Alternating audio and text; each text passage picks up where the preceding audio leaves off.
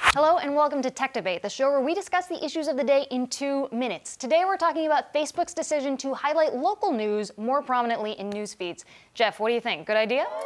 Local news and Facebook, what could go wrong? News and Facebook generally, great track record. Here's the thing, I mean, we need more local news, we know that. Local media outlets are struggling, dying. The press is a good part of democracy. However, Facebook is probably the very last person I want to put in charge of local news. Look at their track record, I mean, come on. Yeah, but local news, I mean, Facebook has already decimated the local news industry, the news industry in general.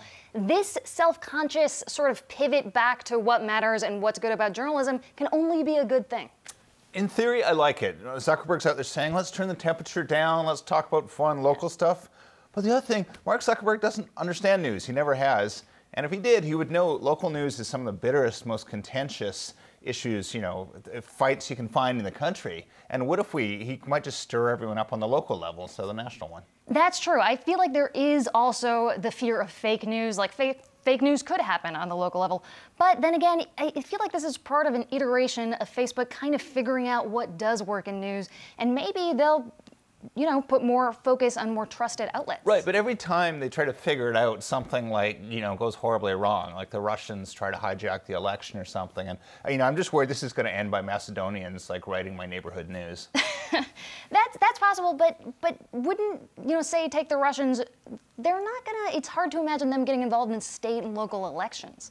If they get less bang for their buck because they're looking at smaller communities, maybe they'll look elsewhere. Right, but Anne, what about stirring up, like, you know, racial grievance or something like that, you know, or red versus blue stuff at the local town level, planting a couple fake stories? I mean, that could really poison communities. I think what you have to hope for is that the mob mentality that drove a lot of this fake news, that drove the Pizzagate scandals and all this stuff is going to be diminished because it's a smaller scale. There's more individuals, less It's the internet mob. and Facebook and news. I don't know. Count me skeptical, but let's hope for the best. And unfortunately, that's all the time we have for today. Tune in next week to Fortune.com for more Tech Debate.